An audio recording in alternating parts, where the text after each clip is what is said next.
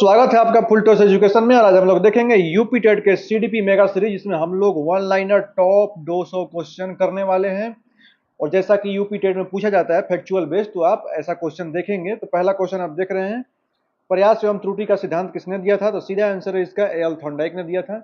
ये वीडियो 102 बार देखिएगा, पूरा क्वेश्चन याद हो जाएगा। और ऐसे ही क्वेश्चन एग्जाम में पूछा जाता है। नेक्स्ट है, क्रिया प्रसूत अनुबंधन का सिद्धांत किसने दिया? तो बीएफ स्किनर ने दिया था क्रिया प्रसूत अनुबंधन का सिद्धांत। इसे ऑपरेंट कंडीशनिंग बोलते हैं। नेक्स्ट है, शास्त्रीय अनुबंधन यानी क्लासिकल कंडीशनिंग का सिद्धांत किसने दिया? तो युवान पावलोव ने दिया था क्लासिकल कंडीशनिंग का सिद्धांत। ठीक है, यानी शास्त्रीय अनुबंधन का सिद्धांत। नेक्स्ट हम लोग देख लेते हैं, सूझ या अंतर्दृष्टि का सिद्धांत किसने दिया? तो ये सिद्धांत जो दिया था सूझ या अंतर्दृष्टि का, जिसको इनसाइट लर्निंग बोलते हैं, ये आप देखेंगे कोहलर ने दिया था। ठीक है। नेक्स्ट हम लोग देखेंगे क्वेश्चन नंबर 5, संज्ञानात्मक विकास कॉग्निटिव डेवलपमेंट का सिद्धांत किसने दिया? तो जीन पियाजे ने संज्ञानात्मक विकास का सिद्धांत दिया था। ठीक है, इसको आप ध्यान रखेंगे। नेक्स्ट हम लोग देखेंगे क्वेश्चन नंबर 6, सामाजिक सांस्कृतिक विकास यानी सोशियो कल्चर सिद्धांत किसने दिया? तो ये सिद्धांत दिया था लेओ वाइगोत्स्की ने। नेक्स्ट हम लोग देखते हैं क्वेश्चन नंबर 7, नैतिक विकास का सिद्धांत किसने दिया? तो लॉरेंस कोहलबर्ग ने नैतिक विकास का सिद्धांत दिया था। इसको आप याद रखेंगे। हम लोग देखेंगे मनोसामाजिक विकास का सिद्धांत किसने दिया? तो एरिक एरिक्सन ने दिया था। ये भी क्वेश्चन कई बार पूछा गया है, तो आप इसको ध्यान रखेंगे। नेक्स्ट है, बहुबुद्धि का सिद्धांत किसने दिया? तो हावर्ड गार्डनर ने दिया था बहुबुद्धि का सिद्धांत, मल्टीपल इंटेलिजेंस। इसको आप ध्यान रखेंगे, बहुत इंपॉर्टेंट क्वेश्चन है। नेक्स्ट है, बुद्धि का द्विकारक यानी टू फैक्टर सिद्धांत किसने दिया? तो ध्यान रखेंगे, स्पीयरमैन ने दिया था। नेक्स्ट है, मनोविज्ञान की प्रथम प्रयोगशाला 1879 में किसने स्थापित की? तो विलियम वुंट ने मनोविज्ञान की प्रथम प्रयोगशाला स्थापित की थी। नेक्स्ट है, बाल मनोविज्ञान का वैज्ञानिक अध्ययन सबसे पहले किसने किया था? तो पेस्टोलॉजी ने किया था बाल मनोवैज्ञानिक का। इन्होंने अपने बच्चे पर इसका अध्ययन किया था। नेक्स्ट हम लोग बढ़ते हैं क्वेश्चन नंबर 13, किंडरगार्टन प्रणाली के जनक कौन है? तो आप ध्यान रखेंगे, फ्रेडरिक फ्रोबेल हैं किंडरगार्टन प्रणाली के जनक। नेक्स्ट है, प्रोजेक्ट प्रणाली के जनक कौन है? तो विलियम किलपैट्रिक हैं प्रोजेक्ट प्रणाली के जनक। ठीक है। नेक्स्ट हम लोग देखेंगे, डाल्टन विधि की जनक कौन है? तो हेलेन पार्कहर्स्ट, ये डाल्टन विधि के जनक हैं। ये भी क्वेश्चन कई बार पूछा जा चुका है। नेक्स्ट देखा जाएगा 16 नंबर क्वेश्चन, मोंटेसरी विधि का जनक कौन है? तो मौर्य मोंटेसरी है। इसको आप ध्यान रखेंगे। नेक्स्ट, ठीक है। नेक्स्ट हम लोग देखते हैं क्वेश्चन नंबर 17, बाल केंद्रित एवं प्रगतिशील शिक्षा के जनक कौन है? तो जॉन डीवी हैं, बाल केंद्रित एवं प्रगतिशील शिक्षा के जनक। नेक्स्ट हम लोग देखेंगे क्वेश्चन नंबर 18, डिसलेक्सिया का संबंध किसने है? तो डिसलेक्सिया का मतलब होता है पढ़ने में जब कठिनाई होती है, तो यानी इसका पठन में विकार हो जाएगा। नेक्स्ट है, डिस्ग्राफिया का संबंध किससे है? तो डिस्ग्राफिया मतलब लेखन विकार, यानी लिखने में कठिनाई। नेक्स्ट देखते हैं हम लोग, डिस्कैलकुलिया का संबंध किससे है? तो डिस्कैलकुलिया का संबंध कैलकुलेशन में कठिनाई यानी गणितीय कौशल का विकार। नेक्स्ट बढ़ते हैं क्वेश्चन नंबर 21, डिस्फेजिया का संबंध किससे है? तो भाषा एवं संप्रेषण यानी बोलने में कठिनाई। आप 1 से 2 बार वीडियो देखेंगे, पूरा याद हो जाएगा। और ऐसे ही क्वेश्चन यूपी टेट में पूछा जाता है। ये सारे के सारे पीवाईक्यू हैं। नेक्स्ट देखा जाएगा, विकास की दिशा कैसे होती है? तो आप ध्यान रखेंगे, सिर से पैर की ओर और केंद्र से बाहर की ओर होती है। ठीक है, सिर ऊपर से नीचे की ओर और फिर सेंटर से बाहर की ओर, ये आप ध्यान रखेंगे। नेक्स्ट हम लोग देखते हैं क्वेश्चन नंबर 23, टॉय एज यानी खिलौने की आयु किस अवस्था को कहा जाता है? तो पूर्व बाल्यावस्था को खिलौने की आयु कहा जाता है। नेक्स्ट बढ़ते हैं हम लोग, तूफान और संघर्ष की अवस्था किसे कहा जाता है? और किसने कहा था? तो किशोरावस्था को तूफान और संघर्ष की अवस्था, और इसको स्टैनले हॉल ने बोला था। ठीक है। नेक्स्ट देखते हैं, सीखने का स्वर्ण काल। तो सीखने का जो स्वर्ण काल है, ये शैशव अवस्था है। इसको भी स्टैनले हॉल ने ही डिफाइन किया था। नेक्स्ट बढ़ते हैं, जीवन का सबसे अनोखा काल किसे कहा जाता है? तो बाल्यावस्था को जीवन का सबसे अनोखा काल कहा जाता है। नेक्स्ट है, वस्तु अस्थायित्व का गुण कब आता है? तो आप पढ़े होंगे, इंद्रिय गामक यानी संवेदी गामक 0 से 2 वर्ष में। इसको जीन पियाजे साहब ने बताया था, जिनके 4 अवस्था थे, संवेदी गामक, पूर्व संक्रियात्मक, मूर्त संक्रियात्मक और अमूर्त संक्रियात्मक। ठीक है, तो चारों अवस्था आप ध्यान रखेंगे। इसको मैंने डिटेल में पढ़ाया है, आप चाहें तो प्लेलिस्ट में वीडियो देख सकते हैं। नेक्स्ट हम लोग बढ़ते हैं, आम केंद्रित सोच किस अवस्था की विशेषता है? तो पूर्व संक्रियात्मक अवस्था 2 से 7 वर्ष। ठीक है। नेक्स्ट देख लेते हैं क्वेश्चन नंबर 29, संरक्षण का गुण पियाजे के किस अवस्था में आता है? तो मूर्त संक्रियात्मक यानी 7 से 11 वर्ष में आता है। नेक्स्ट देखते हैं क्वेश्चन नंबर 30, निगमनात्मक तर्क किस अवस्था में विकसित होता है? तो अमूर्त संक्रियात्मक यानी 11 से 15 वर्ष की आयु में विकसित होता है। कहीं कहीं दे देगा 11 प्लस, तो इसको भी आप ध्यान रखेंगे। बुद्धि लब्धि आईक्यू का सूत्र किसने दिया? तो ये टर्मन ने दिया था। अब हम लोग बढ़ते हैं नेक्स्ट, इसका बारे में समझ में लीजिए। एमए का मतलब होता है मेंटल एज, ठीक है, और सीए का मतलब होता है क्रॉनिकल एज, ये भी पूछ देता है, तो इसको आप ध्यान रखेंगे इंटू 100।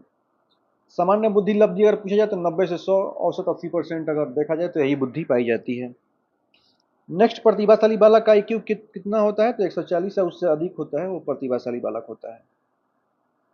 नेक्स्ट हम लोग देख लेते हैं जड़ बुद्धि यानी इडियट वाले बालक का IQ कितना होता है, तो 25 से कम होता है, उसको जड़ बुद्धि वाले बालक बोला जाता है।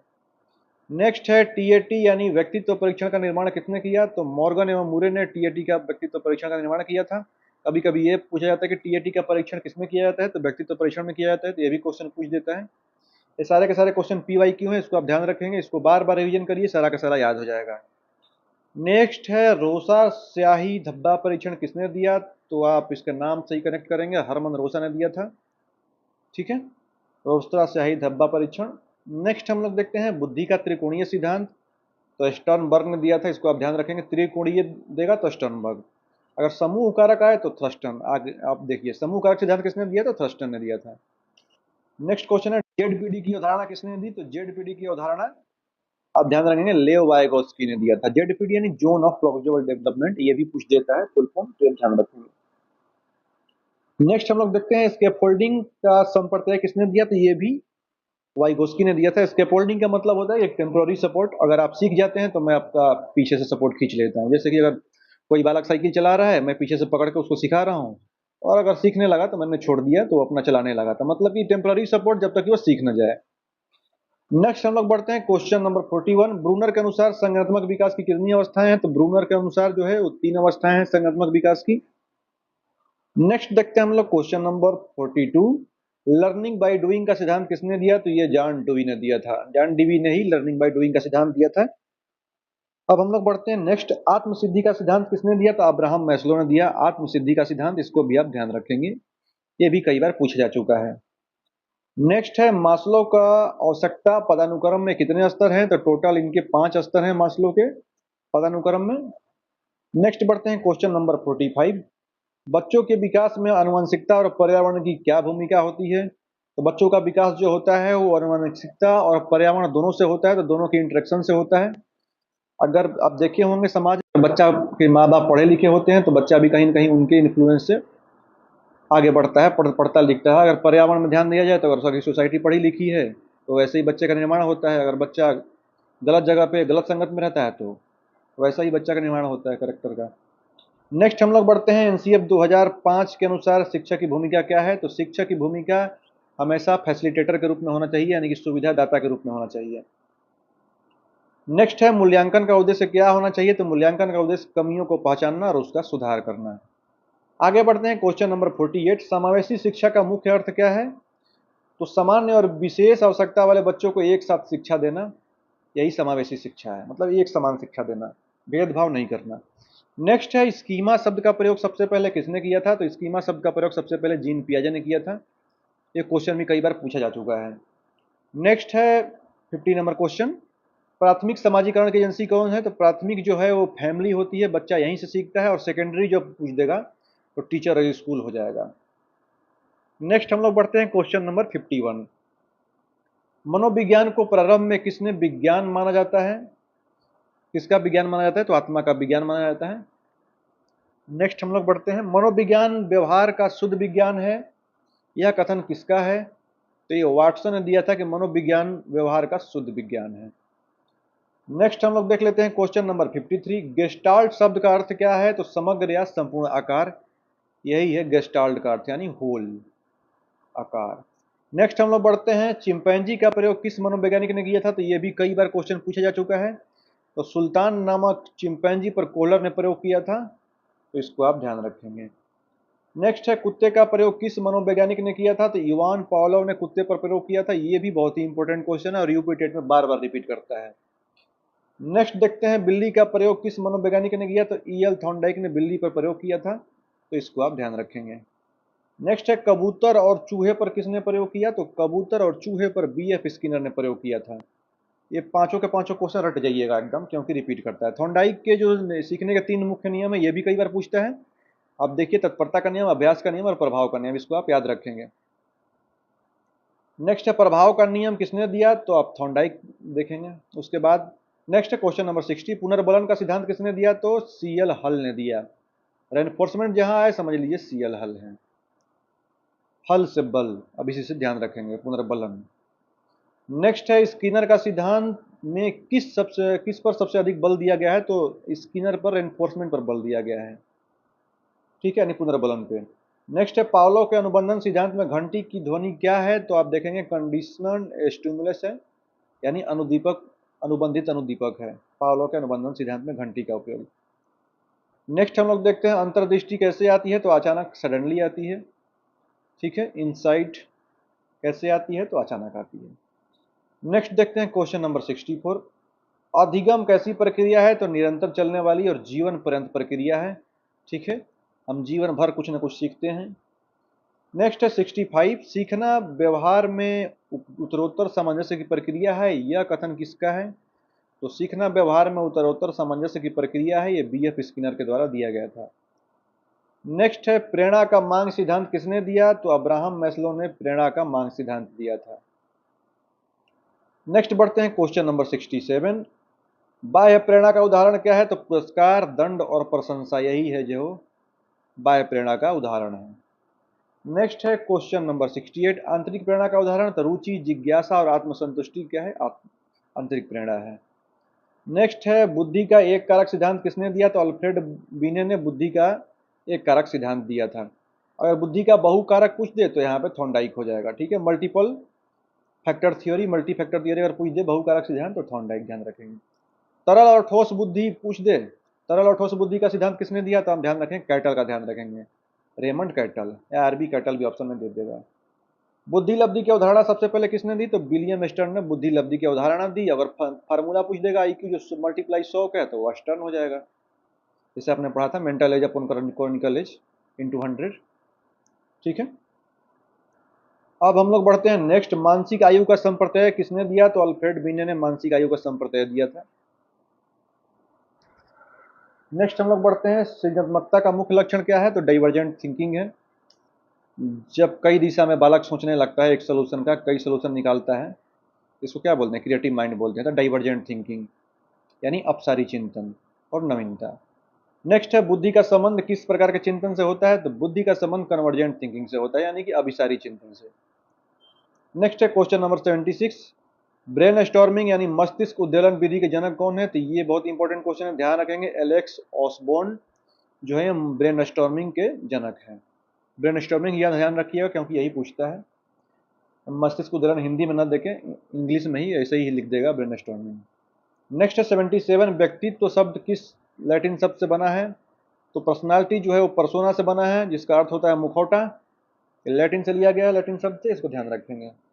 नेक्स्ट है क्वेश्चन नंबर 78, व्यक्तित्व का मनोविश्लेषणात्मक सिद्धांत किसने दिया?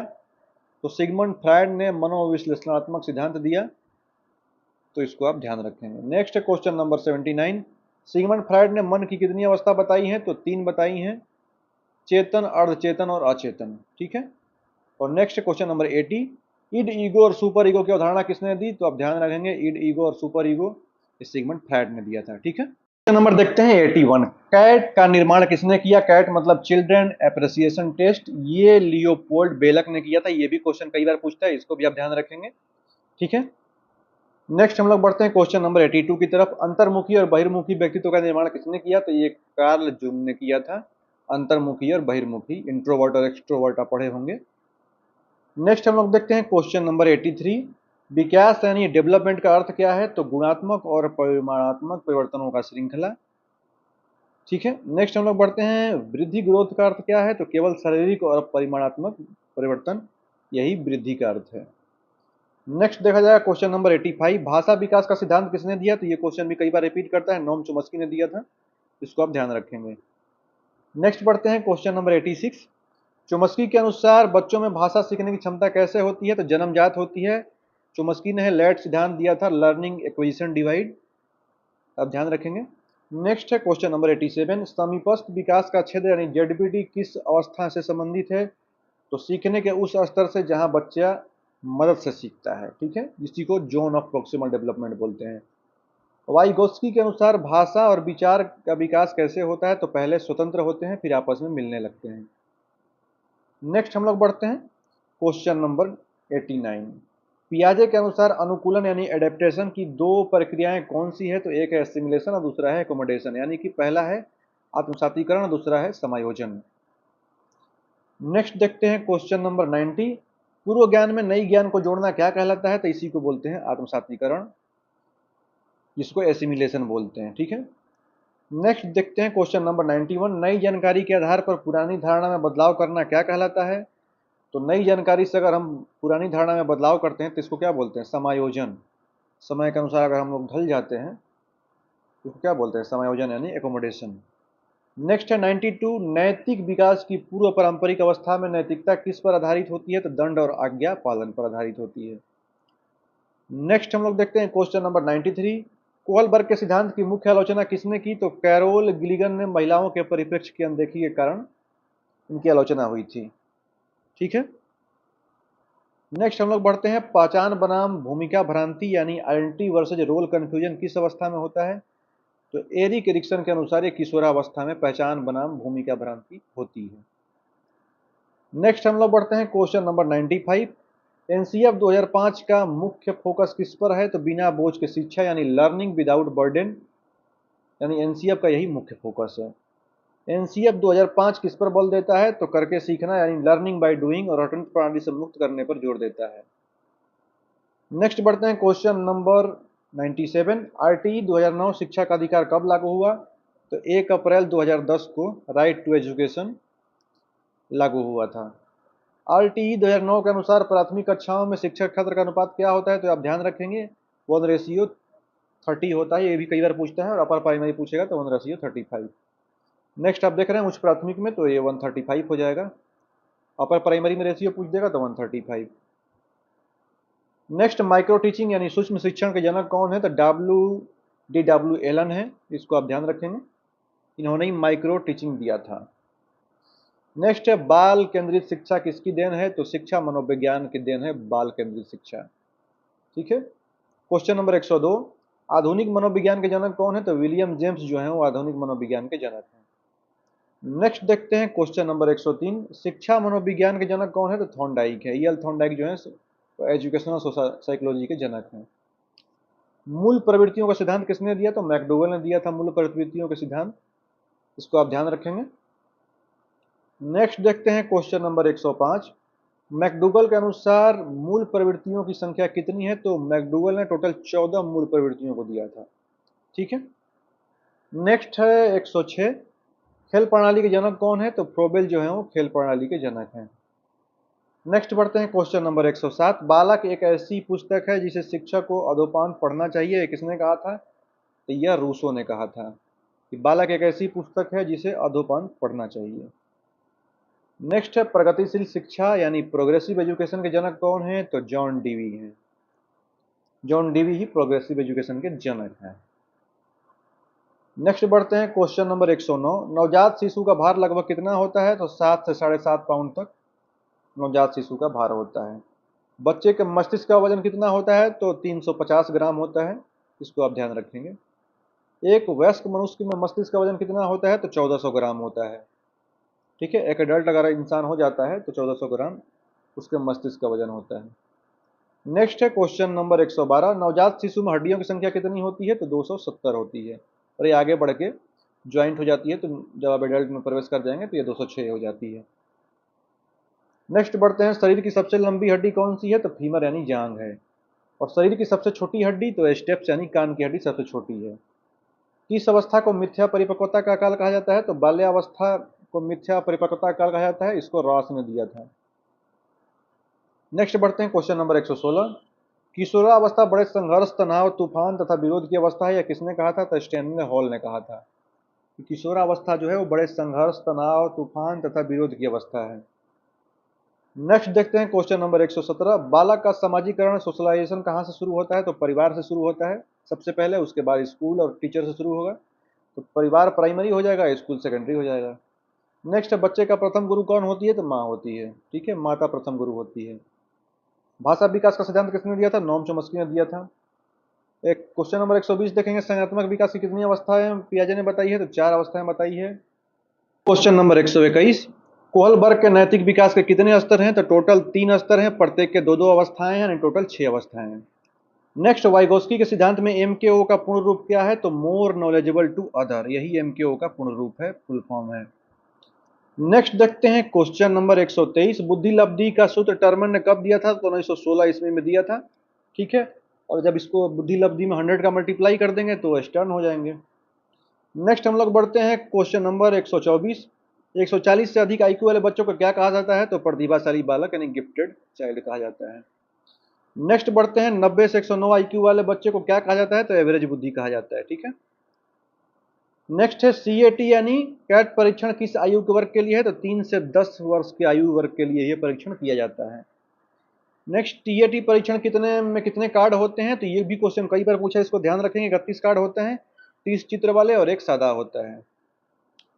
नेक्स्ट है रोस्रा स्याही धब्बा परीक्षण में कितने कार्ड होते हैं? ये भी पूछा है कई बार, तो 10 कार्ड होते हैं रोस्रा स्याही धब्बा परीक्षण में। नेक्स्ट है अधिगम का क्रिया प्रसूत अनुबंधन सिद्धांत किस पर आधारित है? प्रभाव के नियम पर आधारित है क्रिया प्रसूत का अनुबंधन सिद्धांत। स्किनर ने अपने प्रयोग किस पे किए थे? तो चूहे पर 1938 में और कबूतर पर 1943 में, ध्यान रखेंगे। नेक्स्ट है क्वेश्चन नंबर 131, गेस्टाल्ट शब्द किस भाषा का है? तो जर्मन भाषा का है, इसको आप ध्यान रखेंगे, ये भी पूछ देता है। और नेक्स्ट है इनसाइट थियोरी सिद्धांत में कोल्डर ने किस पर प्रयोग किया? तो सुल्तान नामक चिंपैंजी पर प्रयोग किया था, ठीक है। नेक्स्ट है सामाजिक अधिगम का सिद्धांत किसने दिया? तो अल्बर्ट बंडूरा दिया था। मॉडलिंग का संप्रत्यय कॉन्सेप्ट किसने दिया था? ध्यान रखेंगे, मॉडलिंग का कॉन्सेप्ट जो है बंडूरा ने दिया था। नेक्स्ट है ब्रूनर ने संज्ञात्मक विकास की कितनी अवस्थाएं बताई हैं? तो 3 अवस्थाएं बताई हैं ब्रूनर ने। नेक्स्ट बढ़ते हैं, सीखने के प्राथमिक नियम 3 और गौण नियम 5 किसने दिए? तो एल थॉर्नडाइक ने दिए थे, ठीक है। नेक्स्ट हम लोग बढ़ते हैं क्वेश्चन नंबर 137, सीखने के पठार का मुख्य कारण क्या है? तो थकान और अभिरुचि में कमी। नेक्स्ट बढ़ते हैं क्वेश्चन नंबर 138, प्रेरणा किस शब्द से बना है? तो लैटिन शब्द मोवेयर से बना है। नेक्स्ट बढ़ते हैं क्वेश्चन नंबर 139, आवश्यकता पदानुक्रम यानी हियरार्की ऑफ नीड्स में सबसे निचला स्तर क्या है? तो आप ध्यान रखेंगे साइकोलॉजिकल नीड्स यानी शारीरिक अवस्थाएं हैं। नेक्स्ट है क्वेश्चन नंबर 140, आवश्यकता पदानुक्रम में सबसे ऊपरी स्तर क्या है? तो आत्मसिद्धि यानी सेल्फ एक्चुअलाइजेशन है। क्वेश्चन नंबर 141, एनसीएफ 2005 का मुख्य सूत्र क्या है? तो बिना बोझ के सीखना यानी लर्निंग विदाउट बर्डन। शिक्षा का अधिकार अधिनियम आरटीई भारत में कब लागू हुआ था? 1 अप्रैल 2010 को लागू हुआ था। क्वेश्चन नंबर 143 है, आरटीई के अनुसार 1 से 5 कक्षा के लिए न्यूनतम कार्य दिवस कितने होते हैं? तो 200 दिन होते हैं, और 6 से अगर 8 पूछे तो 220 दिन होते हैं, आप इसको भी ध्यान रखेंगे। नेक्स्ट है क्वेश्चन नंबर 145, समावेशी शिक्षा का आधार क्या है? तो सबको समान शिक्षा, समानता का अधिकार, ध्यान रखेंगे। डिसलेक्सिया क्या है? तो आप पढ़ चुके हैं, पढ़ने का क्षमता।